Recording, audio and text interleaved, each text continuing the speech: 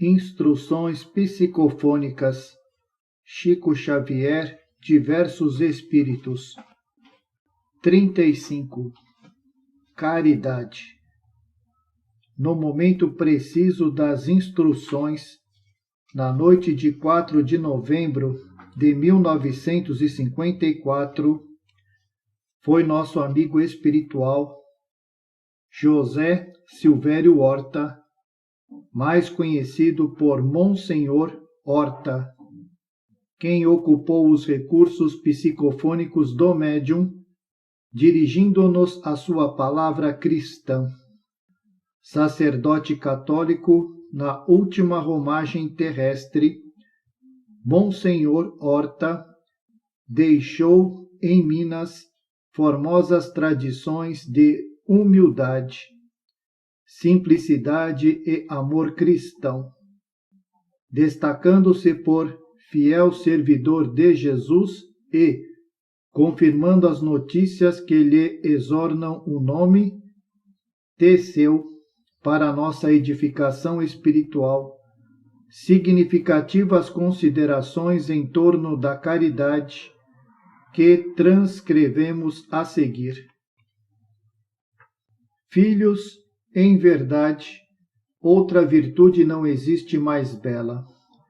Todos os dons da vida, emoldurando-a, empalidecem como os lumes terrenos quando o sol aparece vitorioso.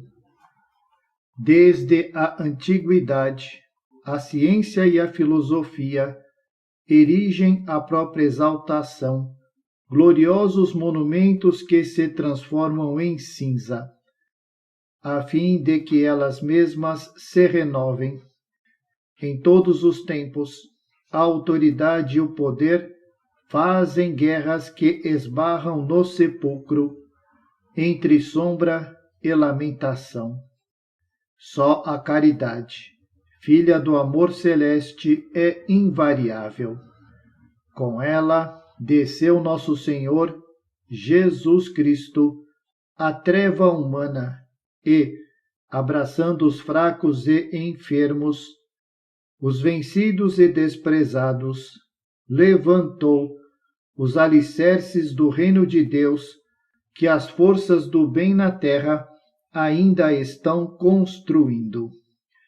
Vinde, pois, à seara do Evangelho, trazendo no coração a piedade fraternal, que tudo compreende e tudo perdoa. Acendamos a flama da caridade quando orarmos. Em nossas casas de socorro espiritual, achamo-nos cercados por todos os tipos de sofrimento, enquanto nos devotamos à prece, que decorrem de tristes almas desencarnadas a carregarem consigo as escuras raízes de ilusão e delinquência, com que se prendem à retaguarda. São as filas atormentadas daqueles que traficaram com o altar, que venderam a consciência nos tribunais da justiça, que mercadejaram com os títulos respeitáveis, que menosprezaram a bênção do lar, que tripudiaram sobre o amor puro, que fizeram do corpo físico uma porta à viciação, que se renderam às sugestões das trevas, alimentando-se de vingança, que fizeram da violência a cartilha habitual de conduta, que acreditaram na força sobre o direito, que se desmandaram no crime, que sepultaram a mente em pântanos de usura e que se abandonaram, inermes, à ociosidade, à perturbação, à perversidade e à morte moral. Para todos esses corações encarcerados na sombra expiatória, é indispensável saibamos trazer, em nome do Cristo, a chama do sacrossanto amor que ilumina e salva, esclarece e aprimora.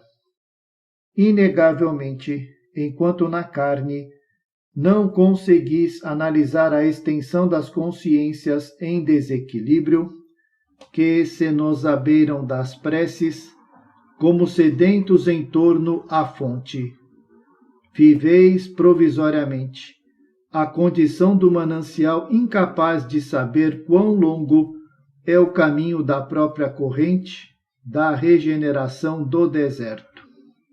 Cabe-nos, assim, o mais amplo esforço para que a caridade persista em nossos pensamentos, palavras e ações, porquanto é imprescindível avivá-la também quando agimos, no círculo doméstico e na vida pública, tanto quanto em todos os domínios de vossa atuação nas lides terrestres. Sois igualmente defrontados pelos companheiros em desajuste que, como nos acontece a todos, anseiam por reerguimento e restauração. Guardemos caridade para com todos aqueles que nos rodeiam, para com os felizes que não sabem medir a própria ventura, e para com os infortunados que não podem ainda compreender o valor da provação que os vergasta, para com jovens e velhos, crianças e doentes, amigos e adversários. Cultivemo-la em toda parte. Caridade que saiba renunciar a favor de outrem, que se cale ajudando em silêncio, e que se humilhe, sobretudo, a fim de que o desespero não domine os corações que pretendemos amar. Todos na terra suspiram pelo melhor. A mulher que vedes excessivamente adornada, muita vez traz o coração chagado de angústia. O homem que surge, assinalado pela riqueza terrestre, quase sempre é portador de um vulcão no crânio entontecido. A juventude espera orientação, a velhice pede amparo. Onde estiverdes, não condeneis. O lodo da miséria nasce no charco da ignorância, em cujos laços viscosos a leviandade ainda se enleia. Nós, porém, que já conhecemos a lição do Senhor, quinhoados que fomos por sua bênção, podemos abreviar o caminho para a grande libertação, desde que a caridade brilhe conosco, dissipando a sombra e lenindo o sofrimento. É assim que vos concitamos a mais intensa procura do Cristo, para que o Cristo esteja em nós, de vez que somente no Espírito Divino de Jesus é que conseguiremos vencer a dominação das trevas, estendendo no mundo o império silencioso da caridade, por vitoriosa luz do céu. José Silvério Horta. Monsenhor José Silvério Horta, sacerdote notável pelo seu entranhado amor à caridade. Viveu na cidade de Mariana, em Minas, desencarnou em Minas Gerais.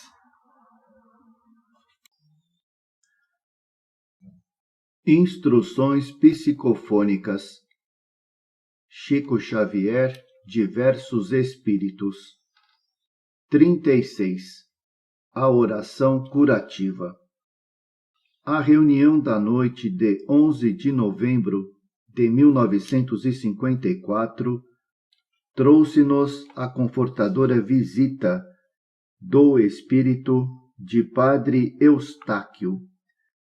Sacerdote extremamente consagrado ao bem, nosso amigo residiu por alguns anos em Belo Horizonte, onde, através de seu nobre coração e de sua mediunidade curadora, inúmeros sofredores encontraram alívio. Sempre rodeado por verdadeira multidão de infelizes, Padre Eustáquio foi o apóstolo das curas, das quais se ocuparam largamente os jornais de nosso país. E, continuando, além túmulo, o seu ministério sublime, conforme a observação dos médiuns clarividentes de nosso grupo, compareceu às nossas preces acompanhado por uma pequena multidão de espíritos, conturbados e infelizes a lhe pedirem socorro. O prezado visitante senhoreou as faculdades psicofônicas do médium com todas as características de sua personalidade, inclusive a mímica oratória e a voz que lhe eram peculiares quando encarnado. Sua locução, de grande beleza para nós, em vista da simplicidade em que foi vazada, é portadora de expressivos apontamentos com respeito à oração. Meus amigos, que a paz do Cristo permaneça em nossos corações, conduzindo-nos para a luz. Fui padre católico romano, naturalmente limitado às concepções do meu ambiente, mas não tanto que não pudesse compreender todos os homens como tutelados de Nosso Senhor. A morte do corpo veio dilatar os horizontes de meu entendimento e agora vejo com mais clareza a necessidade do esforço conjunto de todas as nossas escolas de interpretação do Evangelho, para que nos confraternizemos com fervor e sinceridade, à frente do eterno amigo. Com esse novo discernimento, visito-vos o núcleo de ação cristianizante, tomando por tema a oração como poder curativo e definindo a nossa fé como dom providencial. O mundo permanece coberto de males de toda a sorte. Há epidemias de ódio, desequilíbrio, perversidade e ignorância, como em outro tempo conhecíamos a infestação de peste bubônica e febre amarela. Em toda parte, vemos enfermidades, aflições, descontentamentos, desarmonias. Tudo é doença do corpo e da alma. Tudo é ausência do Espírito do Senhor. Não ignoramos, porém, que todos temos a prece à nossa disposição como força de recuperação e de cura. É necessário orientar as nossas atividades no sentido de adaptar-nos à lei do bem, acalmando nossos sentimentos e sossegando nossos impulsos, para, em seguida, elevar o pensamento ao manancial de todas as bênçãos, colocando a nossa vida em ligação com a divina vontade. Sabemos hoje que outras vibrações escapam à ciência terrestre, além do ultravioleta e aquém do infravermelho. À medida que se desenvolve nos domínios da inteligência, compreende o homem com mais força que toda a matéria é condensação de energia. Disse o Senhor: brilhe vossa luz. E, atualmente, a experimentação positiva revela que o próprio corpo humano é um gerador de forças dinâmicas, constituído assim como um feixe de energias radiantes, em que a consciência fragmentária da criatura evolui ao impacto dos mais diversos raios, a fim de entesourar a luz divina e crescer para a consciência cósmica.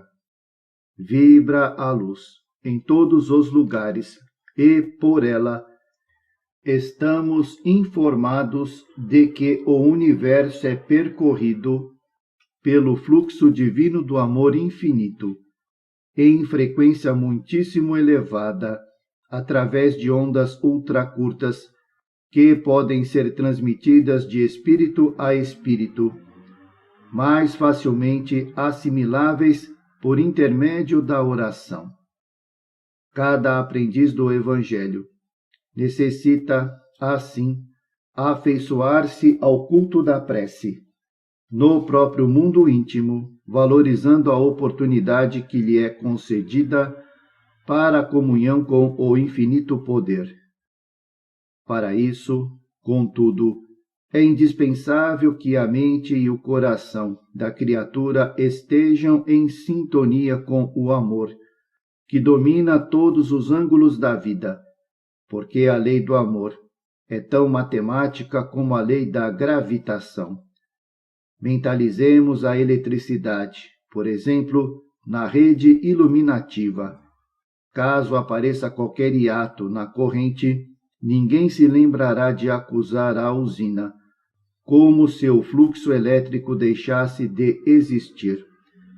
Certificar-nos-emos, sem dificuldade, de que há um defeito na lâmpada ou na tomada de força.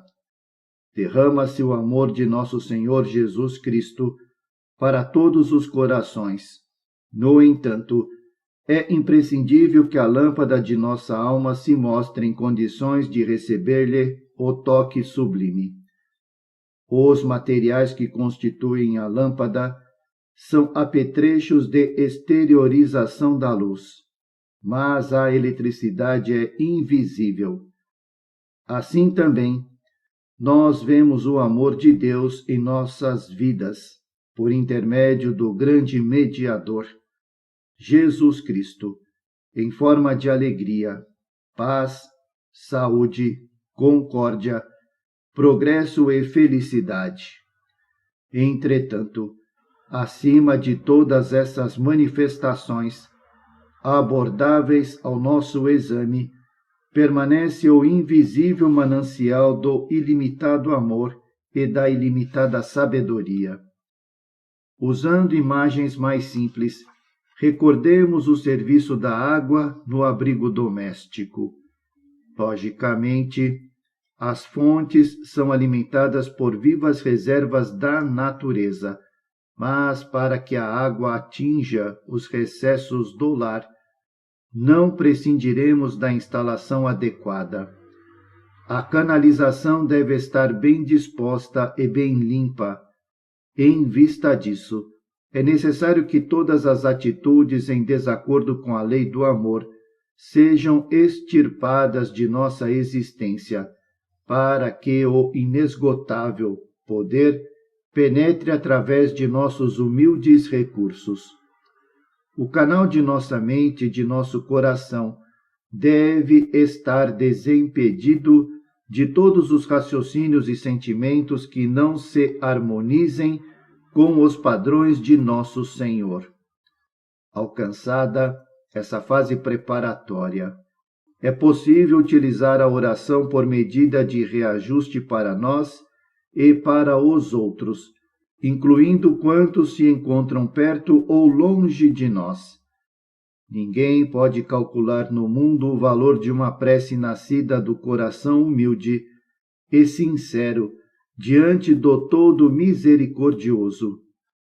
Certamente as tinturas e os sais, as vitaminas e a radioatividade são elementos que a providência divina colocou a serviço dos homens na terra.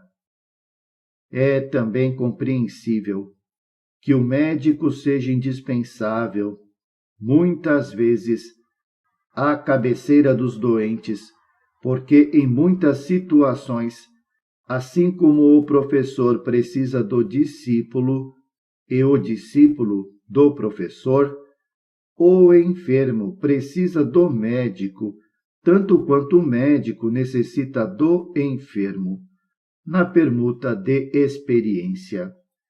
Isso, porém, não nos impede usar os recursos de que dispomos em nós mesmos.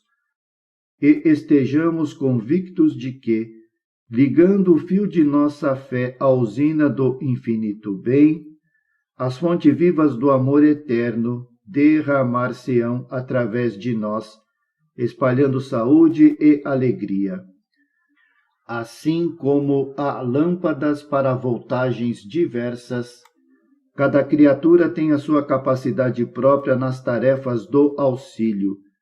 Há quem receba mais ou menos força. Desse modo, conduzamos nossa boa vontade aos companheiros que sofrem, suplicando a infinita bondade em favor de nós mesmos. É indispensável compreender que a oração opera uma verdadeira transfusão de plasma espiritual no levantamento de nossas energias. Se nos sentimos fracos, peçamos o concurso de um companheiro, de 2 companheiros ou mais irmãos, porque as forças reunidas multiplicam as forças e, dessa forma, teremos maiores possibilidades para a eclosão do amparo divino, que está simplesmente esperando que a nossa capacidade de transmissão e de sintonia se amplie e se eleve em nosso próprio favor. Mentalizemos o órgão enfermo, a pessoa necessitada ou a situação difícil, a maneira de campos em que o divino amor se manifestará, oferecendo-lhes nosso coração e nossas mãos por veículos de socorro, e veremos fluir por nós os mananciais da vida eterna, porque o Pai Todo-Compassivo e Jesus nosso Senhor nunca se empobrecem de bondade. A indigência é sempre nossa. Muitos dizem: não posso ajudar porque não sou bom. Mas, se já fôssemos senhores da virtude, estaríamos noutras condições e noutras esferas. Consola-nos saber que somos discípulos do bem, e nessa posição devemos exercitá-lo. Movimentemos a boa vontade. Não temos ainda as árvores da generosidade e da compreensão, da fé irrepreensível e da perfeita caridade, mas possuímos as sementes que lhes correspondem, e toda semente bem plantada recolhe do alto a graça do crescimento. Assim, pois, para que tenhamos assegurado o êxito da nossa plantação de qualidades superiores, é preciso nos disponhamos a fazer da própria vida um canal de manifestação do constante auxílio. Todos temos provas, dificuldades, moléstias, aflições e impedimentos. Contudo, dia a dia, colocando nosso espírito à disposição do divino amor, que flui do centro do universo para todos os recantos da vida, desenvolver-nos-emos em entendimento, elevação e santificação. Trabalhemos, portanto, estendendo a oração curativa. A vossa assembleia de socorro aos irmãos conturbados, na sombra, é uma exaltação da prece desse teor, porque trazeis ao vosso círculo de serviço aquilo que guardais de melhor e contais simplesmente com o divino poder, já que nós, de nós mesmos, nada detemos ainda de bom, senão a migalha de nossa confiança e de nossa boa vontade. Em nome do Evangelho, sirvamos e ajudemos, e que nosso Senhor, Jesus Cristo, nos assista e abençoe. Eustáquio. Padre Eustáquio, sacerdote católico extremamente devotado aos enfermos, que podemos considerar como tendo sido grande médium curador. Desencarnou em 1947. Instruções psicofônicas. Chico Xavier, Diversos Espíritos. 37. Mensagem de um sacerdote. Em nossa reunião da noite de 18 de novembro de 1954, os recursos psicofônicos do médium foram ocupados pelo nosso irmão C.T., que fora, algum tempo antes, assistido em nossa agremiação. Nosso amigo C.T.,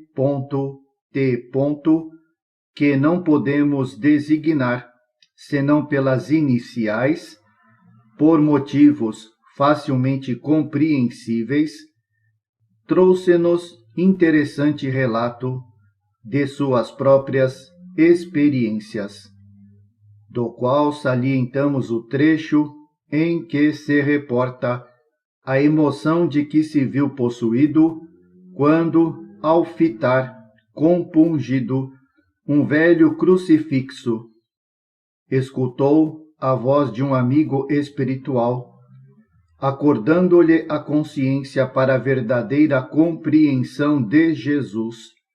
Consideramos de indizível beleza semelhante tópico da presente mensagem, por referir-se ao Cristo vivo, fora dos santuários de pedra, servindo incessantemente em favor do mundo. Irmãos, a experiência dos mais velhos é auxílio para os mais jovens.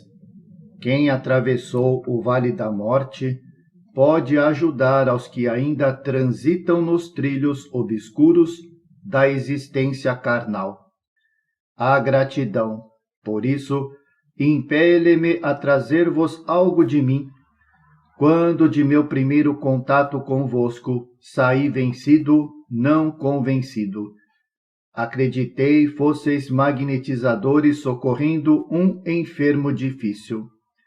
E eu despertava de um pesadelo horrível. Acordava, identificando a mim próprio e reconhecendo-me, o sacerdote categorizado que eu era, ressurgia, revoltado e impenitente. Debalde, benfeitores espirituais estenderam-me os braços. Em vão, consoladoras vozes se me fizeram ouvir. As ordenações e convencionalismos da terra jaziam petrificados em minha cabeça dura. Fizera da autoridade a minha expressão de força. Usara a mitra com o orgulho do padre invigilante que se eleva nas funções hierárquicas com o propósito de dominar o pensamento dos próprios irmãos. E, por mais que a piedade me dirigisse cativantes exortações, recalcitrei, desesperado. Não supunha fosse a morte aquele fenômeno de reavivamento. Minhas impressões do corpo físico mostravam-se intactas e minhas faculdades intangíveis.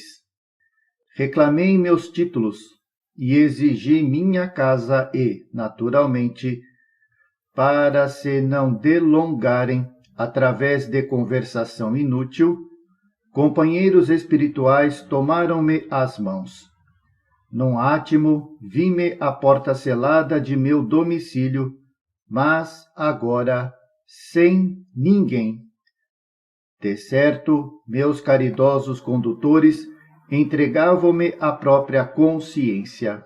Aflito, gritei por meus servidores. Contudo, minhas vozes morreram sem eco. A noite avançara. Desrespeitosa algazarra alcançou-me os ouvidos. Desafetos gratuitos pronunciavam sarcasticamente o meu nome em meio da sombra espessa. Abram a porta ao senhor bispo. Assistência para o dono da casa. Atendam ao visitante ilustre. Lugar para sua eminência. Isso tudo de permeio com irreverentes gargalhadas. Receando o ridículo, busquei a igreja que me era familiar. Sacerdotes, amigos vigiavam em oração. Contudo, por mais que apelasse para minha condição de chefe, ninguém me assinalou as súplicas aflitivas. Ajoelhei-me diante das imagens a que rendia culto. No entanto, jamais como naquela hora havia reparado com tanta segurança a frieza dos ídolos que representavam objetos sagrados de minha fé. Desejava fazer-me sentido, ouvido, tocado. Então, como se um ímã me provocasse, retrocedi apressadamente. Em passos ligeiros, desci a pequena câmara escura. Fora atraído por meus próprios restos. Ali descansava, na escuridão silenciosa, o corpo que me servira. O bafio repelente do túmulo obrigava-me a recuar. Algo, porém, me constrangia a compulsória aproximação. Toquei as vestes rotas e senti que minha alma se justapunha aos ossos desnudados. Queria reassumir a posição vertical entre os homens. Mas apenas vermes e mais vermes eram ali a única nota de vida. Dominado de terrível pavor, tornei ao altar para as orações mais íntimas. Orações que brotassem de mim, diferentes daquelas que decorara para iludir o tempo. Procurei um velho crucifixo. Ali estava a cruz do Senhor. Não era um ídolo, era um símbolo. Via-me sozinho, desanimado, e orei compungidamente. Rememorei os ensinamentos do Mestre Divino, que recolhia as almas desarvoradas e enfermas para restituir-lhes o alento. E uma voz à retaguarda, cuja inflexão de energia e brandura não conseguiria traduzir, exclamou para meu espírito fatigado: Amigo, tua casa na terra cerrou-se com teus olhos. Teus poderes eclesiásticos estão agora reduzidos a um punhado de cinzas. E de todas as atividades sacerdotais que exerceste, permanece tão só esta de agora, a de tua própria fé, ressuscitada na humildade do coração. Cristo não permanece crucificado nos altares de pedra, disputando a reverência daqueles que supõem prestigiar-lhe a memória a preço de incenso e ouro. Jesus está lá fora, com as mães que se sentem desamparadas, com os discípulos que sustentam em si mesmos duro combate. O Senhor caminha ao longo da velha senda que o homem palmilha há milênios, procurando aqueles que anelam a amealhar fraternidade e luz, serviço e renovação. Avança ao encontro das almas fiéis que repartem o tempo entre a lição que educa e o trabalho que santifica. Busca as crianças sem ninho, asilando-as nos braços daqueles que lhe recordam a amorosa exortação. Respira nas fábricas onde o suor dos humildes pede socorro. Ora nos círculos atormentados da luta redentora, onde corações restaurados no Evangelho intentam a construção de nova estrada para o futuro. Cristo vive lá fora, reconfortando os caluniados e enxugando as lágrimas de quantos se sentem morrer na solidão dos vencidos. O Senhor, ainda e sempre, é o celeste peregrino do mundo. Nas noites frias, é o agasalho dos que não receberam a graça do lar. Junto ao fogão sem lume, é o calor que regenera as energias dos que não puderam adquirir uma códia de pão. Enfermeiros nos hospitais, conchega de encontro ao peito os doentes em abandono. Amigo infatigável dos cegos e dos leprosos, dos cansados e dos tristes, instila-lhes generoso a bênção da esperança. O Mestre jamais envergou a túnica da ociosidade, que lhe quadraria ao coração como um sudário de morte. Vamos em busca do Senhor ressuscitado. Procuremos o Cristo, além da cruz, tomando a cruz que nos é própria, a fim de encontrá-lo na grande ressurreição. Aflito, mas devolvido a mim mesmo, senti frio. Minha igreja estava gelada, mas, ao calor da prece, roguei ao céu permissão para esposar novo roteiro, sob a luz viva do Evangelho restaurado, na religião do esforço humanitário e social, com o templo guardando a fé por base e a caridade por teto, e abraçando convosco a senda renovada, tento agora avançar para o futuro sublime.